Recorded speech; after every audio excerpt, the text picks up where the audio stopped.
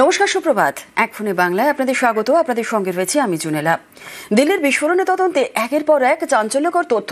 নাশকতা ডাক্তার মডিউলের জাল ছড়াতে নিজের ছাত্রছাত্রীদের কট্টরপন্থার পাঠ দিত আত্মঘাতী জঙ্গি ডাক্তার নবী। স্লিপার সেল অ্যাক্টিভ করে নাশকতার জন্য টাকা জোগাড় করত ডাক্তার শাহিন সঈদ। আর এই নিয়ে তদন্ত শুরু করেছেন গোয়েন্দারা। তাদের নজর মণিপুর থেকে নদিয়া, হুগলি, উত্তর 24 পরগনায়।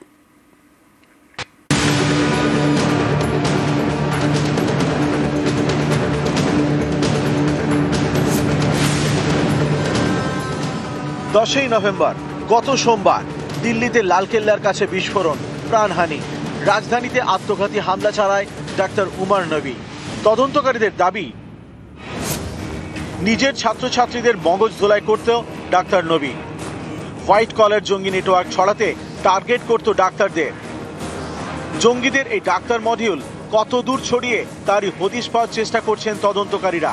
তারা জানতে পেরেছেন মণিপুরের ইম্ফলের এক তরুণী ছিল ডাক্তার নবীর ছাত্রী। তাকে জিজ্ঞাসাবাদ করে বিস্ফোরক তথ্য তদন্তকারীদের হাতে। তারা জানতে পেরেছেন প্রথমে তরুণীর আসল নাম বদলে মরিয়াম নামটি দেয় উমর, তারপর মগজ ধোলায়।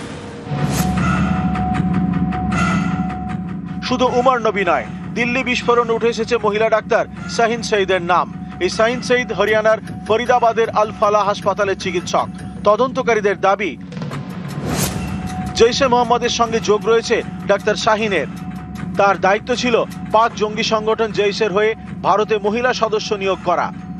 কয়েক বছর ধরে ভারত জুড়ে কাজ করছে শাহিন। তদন্তকারীদের সন্দেহ, শাহিনের হাত ধরে এ রাজ্যে জঙ্গিদের স্লিপার সেল অ্যাক্টিভ হয়েছে। তাই জেলে গিয়ে বন্দীদের জিজ্ঞাসাবাদ করছেন গোয়েন্দারা। যাদের আগে পাকড়াও করা হয়েছে তাদের সঙ্গে এই ডাক্তার সেলের কি কোনো যোগ রয়েছে খতিয়ে দেখছেন তদন্তকারীরা।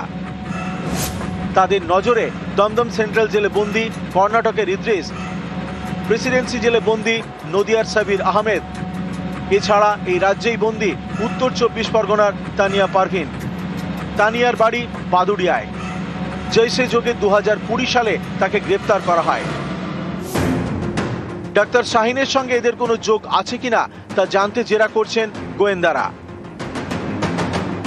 নদিয়ার পলাশীপাড়ার সাবির মাদক কারবারে জড়িয়ে জেলে, তাকেও জিজ্ঞাসাবাদ করা হচ্ছে। তদন্তকারীদের সন্দেহ, সাবিরের মাদক কারবারের টাকা জঙ্গিদের বিভিন্ন ব্যাংক অ্যাকাউন্টে পাঠিয়েছে কর্ণাটকের ইদ্রিস। হুগলির ধনেকালির প্রজ্ঞা দেবনাথ, নাম বদলে হয়েছিল আয়েশা জান্নাত মোহনা। জঙ্গি কাজে যুক্ত থাকার অভিযোগে বছর 5 আগে তাকে গ্রেপ্তার করা হয় বাংলাদেশে। এই প্রজ্ঞারও কি কোনো যোগ রয়েছে? সব দিক খতিয়ে দেখছেন তদন্তকারীরা।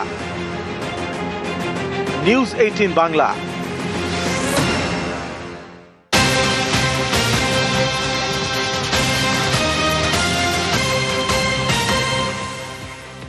আর দিল্লিতে বিস্ফোরণের কয়েকদিন আগেই ফরিদাবাদের একটি মোবাইলের দোকানে সিসি ফুটেজ প্রকাশ্যে। আর সেই সিসিটিভি ফুটেজে উমর নবীকে দেখা গিয়েছে। উমরের সঙ্গে একটি ব্যাগ এবং 2টি মোবাইল আছে। ভিডিওয়ে তা স্পষ্ট। 10ই নভেম্বর লালকেল্লার কাছে বিস্ফোরণে ব্যবহৃত হুন্ডাই i20 গাড়িটি চালাচ্ছিল উমর নবী। বিস্ফোরণে নিহত 13, ছিন্নভিন্ন হয়েছিল উমরও। ডিএনএ পরীক্ষায় উমরের পরিচয় নিশ্চিত। আর মোবাইলের দোকানে সিসি ক্যামেরা ফুটেজে উমরের সঙ্গে 2টি মোবাইল দেখা গেলেও বিস্ফোরণ স্থল থেকে কোনো ফোনের যন্ত্রাংশ পাওয়া যায়নি।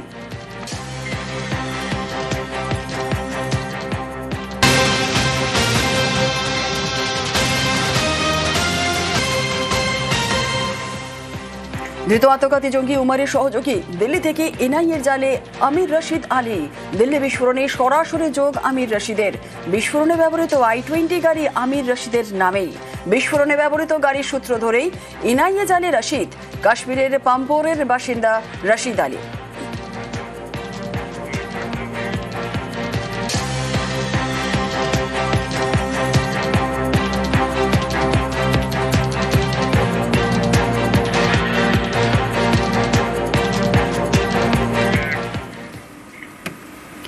খর্দায় বিস্ফোরণ। খর্দার বন্দিপুরে বাড়িতে বিস্ফোরণ, উড়ে গেল বাড়ির চাল। ঘরেই প্রচুর পরিমাণে বারুদ মজুদ ছিল, এমনটাই দাবি। গ্রেপ্তার বাড়ির মালিক অভিজিৎ সিং। ঘরে কি ছিল? চকলেট রাখা ছিল।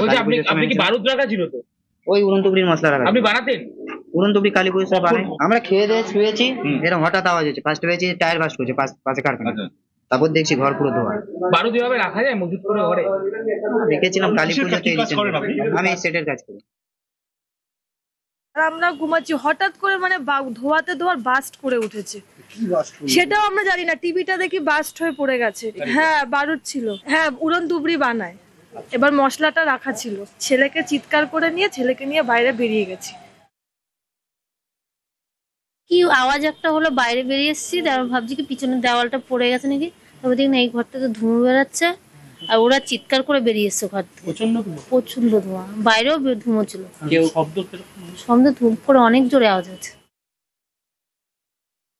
বোম ফেটেছে জাতীয় খবর আমরা পাই, তারপরে বাড়িতে এসে দেখছি যে একটা এক্সপ্লোশন টাইপের হয়েছে। তো সেটা দেখে মানে ইনিশিয়ালি যা বোঝা যাচ্ছে যে কিছু মানে বারুদ জাতীয় কোনো জিনিস রাখা ছিল, সেটা ফেটেছে। পুরোটা ওনাকে ইন্টারোগেশন করা হবে, প্লাস বাড়ি থেকে স্যাম্পেল নেওয়া হচ্ছে। কাজই বানাতো এরকম ধরনের একটা বক্তব্য বলছে। তো সেটা ভেরিফাই করা হচ্ছে যে আদৌ কি ও যেটা বলছে সেটা সত্যি আছে কিনা, আর বারুদ আদৌ ফেটেছে কিনা না অন্য কিছু থেকে হয়েছে, সেটা ফরেন্সিকে পাঠানো হবে, সেখান থেকে কালেকশন করে জানা যাবে।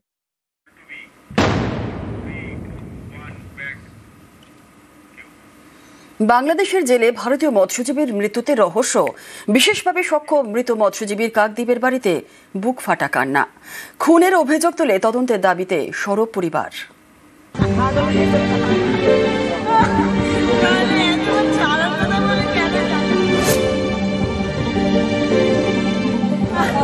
মাছ ধরে ভাত জোটে, বঙ্গোপসাগরে সেই মাছ ধরতে গিয়ে প্রাণ গেল বছর 25-এর বাবলু দাসের। বাংলাদেশের জেলে বিশেষভাবে সক্ষম বাবলু দাসের মৃত্যুতে তৈরি হয়েছে রহস্য। দক্ষিণ 24 পরগনার কাকদ্বীপের পশ্চিম গঙ্গাধরপুর। এখানকার বাসিন্দা বাবলু দাস কথা বলতে পারেন না, কানে শোনেন না, মাছ ধরে সংসার চালান। গত জুলাই মাসে কাকদ্বীপ থেকে এফবি মঙ্গলচণ্ডী ট্রলারে ওঠেন। অভিযোগ 14 জুলাই আন্তর্জাতিক জল সীমান্ত পার করে দুটি ট্রলার, একটি এফবি মঙ্গলচণ্ডী আর একটি এফবি ঝড়। 34 জন মৎস্যজীবীকে আটক করে বাংলাদেশের কোস্টগার্ড, তাদের তুলে দেয় সেখানকার পুলিশের হাতে। তারপর থেকে 34 জনই জেলে। অভিযোগ সেখানে বাবলুর উপর অত্যাচার চালানো হয়, তার জেরে মৃত্যু বলেই পরিবারের দাবি। আমার ছেলে কানে শুনে না, কথা বলতে পারে না, কথা বলতে পারছে না, তাই সে বাবা ছেলে মারি দিই, তাইলে আমরা বাংলাদেশ থেকে সারা হবো সবাই। তাইলে ওই ছেলে মারা গেলে কেউ আর এই কথা ব্যাখ্যা করতে পারবো না যে এই ছেলেটার এইভাবে মারছি। মৃত মৎস্যজীবীর পরিবারের দাবি, শনিবার বাংলাদেশ হাইকমিশন থেকে তাদের সঙ্গে যোগাযোগ করা হয়, বাবলু দাসের মৃত্যুর খবর জানায়। দাবি করা হয় হার্ট অ্যাটাকে মৎস্যজীবীর মৃত্যু হয়েছে, তা মানতে নারাজ পরিবার।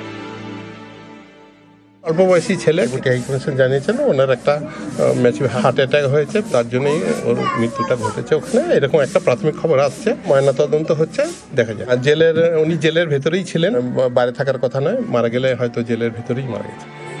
শনিবার রাতে ভারতীয় জল সীমান্তে ঢুকে পড়ে বাংলাদেশের একটি ট্রলার। 29 জন মৎস্যজীবীকে আটক করে ভারতীয় উপকূলরক্ষী বাহিনী, তাঁদের ফ্রেজারগঞ্জ উপকূল থানার হাতে তুলে দেওয়া হয়।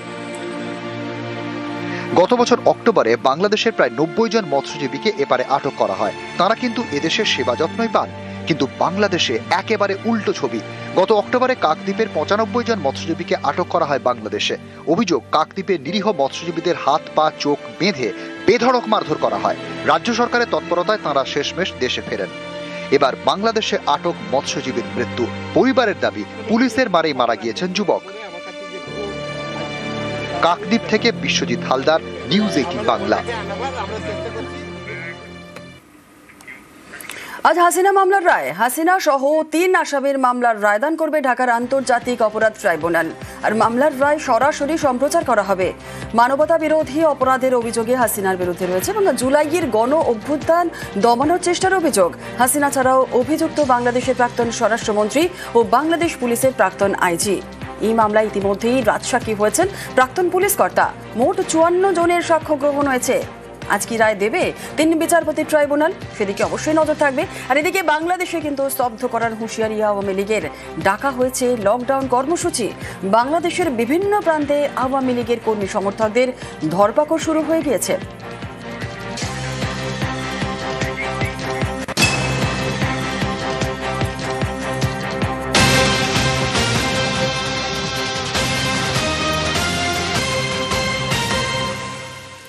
আজ হাসিনা মামলার রায় আর তার আগে হাসিনা রায়ের আগে অগ্নিগর্ভ বাংলাদেশের বিভিন্ন জায়গায় ভাঙচুর, আগুন, বাস, ট্রাক, রেল লাইনে আগুন।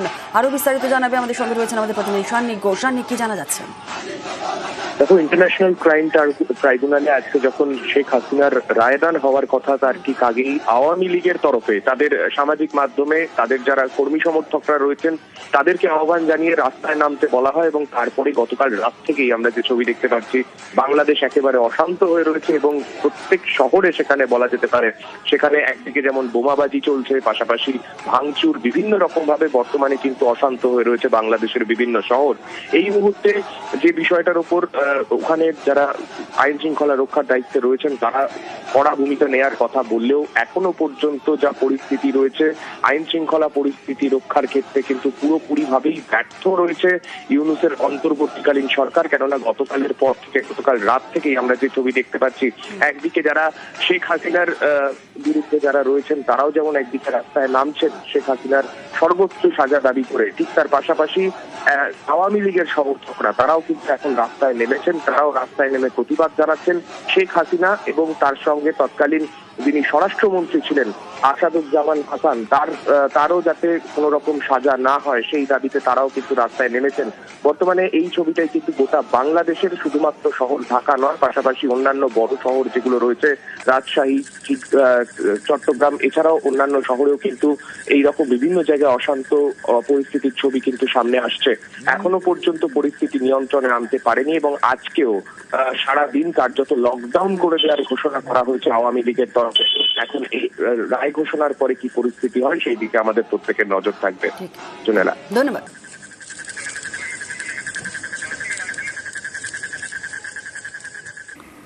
সোনা ব্যবসায়ী খুনে অভিযুক্ত রাজগঞ্জের ভিডিও, তাঁর গাড়ি চালকের মোবাইল ফোনের ফুটেজ এবার পুলিশের হাতে। সেখান থেকে মিলেছে চাঞ্চল্যকর তথ্য। সেই ভিডিওয়ে নাকি দেখা গিয়েছে সোনা ব্যবসায়ীকে মারধর করছেন ভিডিও প্রশান্ত বর্মন, সঙ্গীদেরও বলছেন মারতে।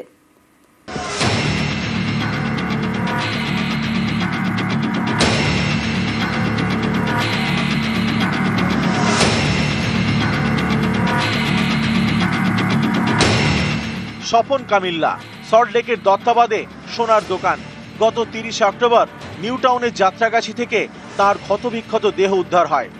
জলপাইগুড়ির রাজগঞ্জের ভিডিও প্রশান্ত বর্মনের বিরুদ্ধে খুনের অভিযোগ দায়ের করে নিহতের পরিবার, যার ভিত্তিতে এফআইআর হয়। এই ঘটনায় আগেই ভিডিওর গাড়ি চালক রাজু ঢালিকে গ্রেপ্তার করেছে পুলিশ। জানা গেছে তার মোবাইল ফোন থেকে মিলেছে চাঞ্চল্যকর ফুটেজ। তাতে নাকি দেখা যাচ্ছে সোনা ব্যবসায়ীকে মারধর করছেন ভিডিও প্রশান্ত বর্মন, মারধর করছেন আরো বেশ কয়েকজন। মারতে মারতে ক্লান্ত হয়ে পড়েন প্রশান্ত বর্মন। তখন বাকিদের নির্দেশ দেন মারধর চালিয়ে যেতে, বলেন মারা গেলে তিনি বুঝে নেবেন। ভিডিওতে মারধর ও ভিডিওর কথোপকথন স্পষ্ট বলে দাবি। অনেকেই মনে করছেন এতে আরো চাপে ভিডিও, কারণ স্বপন কামিল্লা যে বাড়িতে ভাড়া থাকতেন সেই বাড়ির মালিক দাবি করেছিলেন স্বপনকে দত্তাবাদ থেকে তুলে আনা হয় নিউ টাউনের বহুতলে। সেটা 28 অক্টোবর। একদিন পর নিউ টাউনের যাত্রাগাছি থেকে উদ্ধার হয় সোনা ব্যবসায়ীর ক্ষতবিক্ষত দেহ। আমাকে ওই ব্রিজ, মেগাসিটি ব্রিজ পার হয়ে এই রাস্তা দিয়ে নিয়ে এসেছে। যখন এসেছি ওদের গাড়ি ভেতরে ঢুকে গেছে, কালো গাড়িটা এখানে রেখেছিল, ওরা সব ঢুকে গেছে নিয়ে। আমাকে নিয়ে এসে নামিয়েছে, আমি সবে নেমেছি, তখন হঠাৎ উনি বললো যে বেরিয়ে এসে ঘর থেকে ওনাকে দিয়ে আসো, ড্রাইভার বলছে।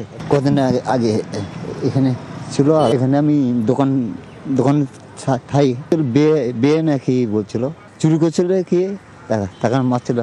এখানে বুঝছি আর লোক ভিতরে ছিল আর গেট বন্ধ করে তারপর অজ্ঞান হয়েছিল।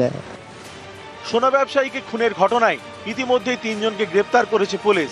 তাদের মধ্যে একজন রাজু ঢালি, রাজগঞ্জের ভিডিও প্রশান্ত বর্মনের গাড়ির চালক। এবার তার মোবাইল ফোন থেকে চাঞ্চল্যকর ফুটেজ হাতে পেল পুলিশ। এরপরেও কি ভিডিওর বিরুদ্ধে কড়া পদক্ষেপ করবে না পুলিশ? প্রশ্ন অনেকেরই। অনুপ চক্রবর্তী, নিউজ 18 বাংলা।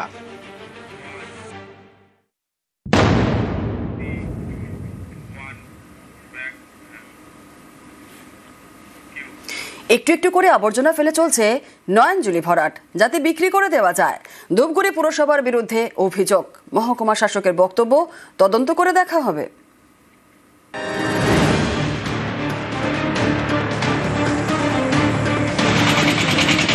নয়াঞ্জলিতে ফেলা হচ্ছে আবর্জনা।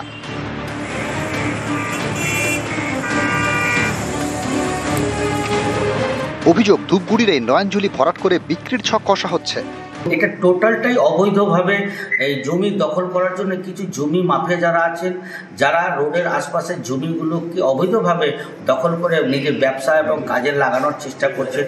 এই এলাকার প্রশাসন যারা আছে কাদের মদতে এই অবৈধভাবে কাজগুলো করা হচ্ছে সেটা প্রশাসনকে দেখা উচিত। এখন তো ডাম্পিং গ্রাউন্ড ধূপগুড়িতে নেই, আমরা চাই শহরবাসী হিসেবে যাতে ধূপগুড়িতে একটা ডাম্পিং গ্রাউন্ড হোক, যাতে বাস্তুতন্ত্র ঠিক থাকে এবং শহর পরিচ্ছন্ন। এটা তো অবশ্যই প্রশাসনের দেখার দরকার।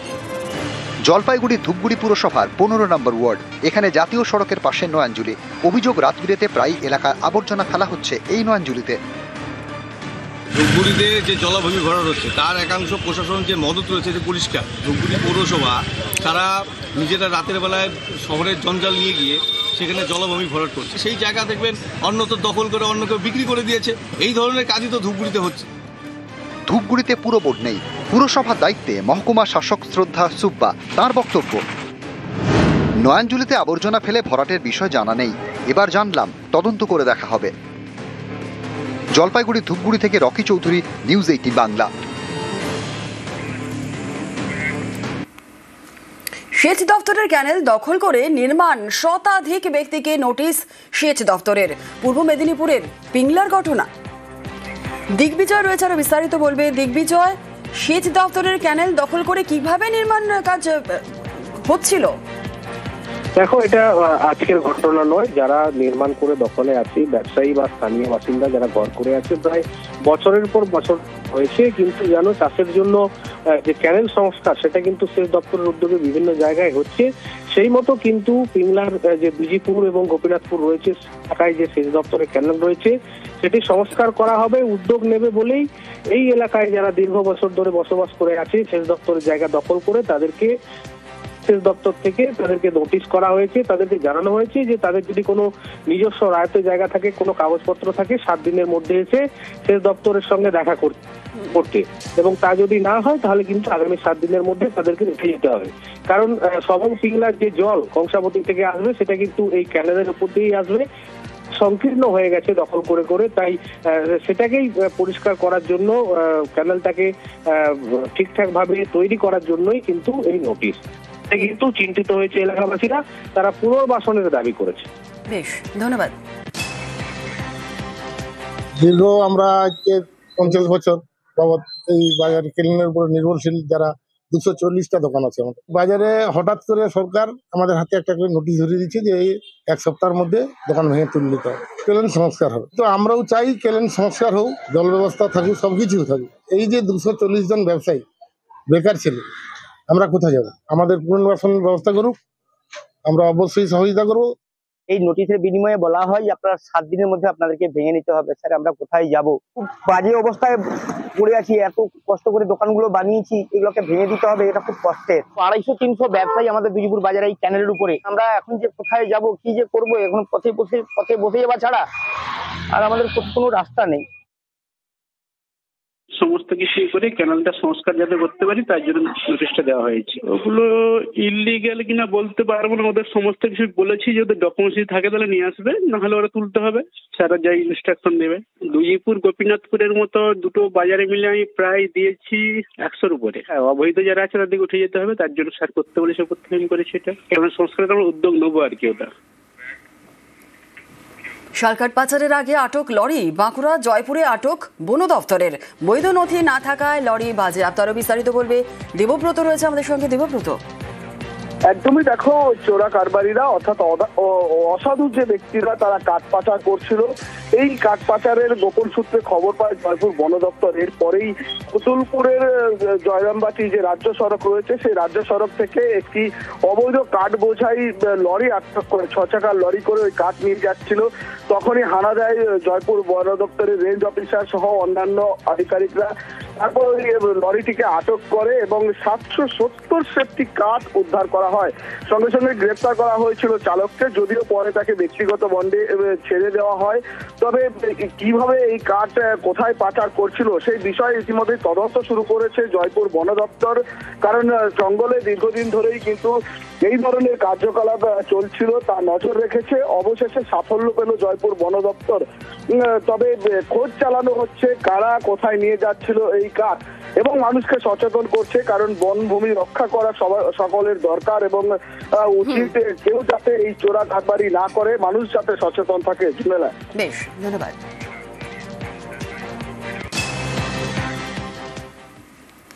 আর এক ফোনে বাংলা নজর রাখতে হচ্ছে ওয়েদার আপডেটের দিকে। শীতের পথে কাঁটা ঘূর্ণাবর্ত। আজ কিছুটা বাড়লো কলকাতা তাপমাত্রা।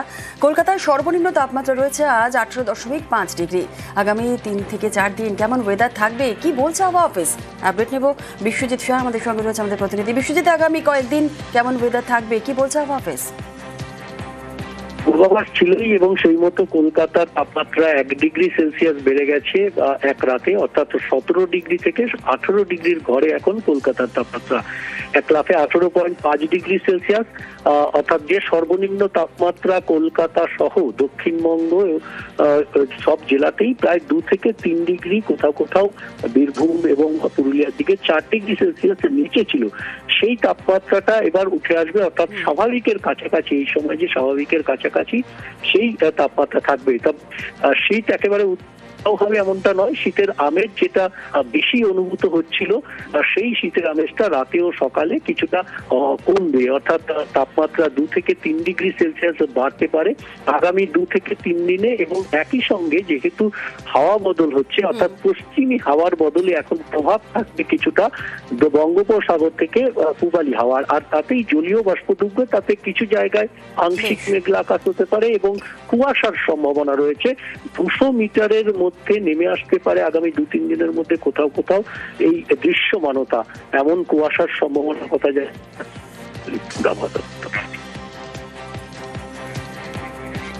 বেশ, একেবারেই দক্ষিণবঙ্গের আপডেট যেমন নিলাম, আমাদের প্রতিনিধি বলছিলেন যে শীতের আমেজ কিছুটা ভোরের দিকে এবং রাতের দিকে কমবে। দক্ষিণবঙ্গে যখন এরকম ওয়েদার, তখন উত্তরবঙ্গে কেমন ওয়েদার থাকবে আপডেট নেব। তাপমাত্রা কিছুটা বেড়েছে উত্তরবঙ্গে আজ ঝকঝকে আকাশ থাকবে। পার্থ রয়েছে, আরো বিস্তারিত করবে। পার্থ, উত্তরবঙ্গে কেমন ওয়েদার রয়েছে আজ সকাল থেকে, আর কেমন থাকবে আগামী 3 থেকে 4 দিন? এখন তোমার আকাশ সকাল থেকে কিন্তু পরিষ্কার রয়েছে, তবে যে গত 2 দিন আগে এরকম যতটা তাপমাত্রা আরো স্তরে নেমেছিল তা কিন্তু খানিকটা বেড়েছে, অর্থাৎ 1 থেকে 2 ডিগ্রি, 3 ডিগ্রি তাপমাত্রা বেড়েছে। যেখানে কালিম্পং দিন দুয়েক আগেও যেখানে 16-17 ডিগ্রি ছিল, সেখানে তাপমাত্রা 18 থেকে 19 ডিগ্রি পৌঁছেছে। সমস্ত জেলাগুলোতেও কিন্তু তাপমাত্রা খানিকটা বেড়েছে, অর্থাৎ শীতের যে আমেজ এখনো কিন্তু পুরোপুরি শীতের আমেজ আসেনি উত্তরবঙ্গে। সকাল এবং সন্ধ্যায় রুটিন করে হালকা ঠান্ডা থাকলেও দিনভর কিন্তু শুষ্ক আবহাওয়া এবং যথেষ্টই তাপমাত্রার পারদ কিন্তু বাড়ছে, এবং আগামী কয়েকদিন এমনই থাকবে, এমনটাই কিন্তু জানাচ্ছে আবহাওয়া। বেশ, ধন্যবাদ।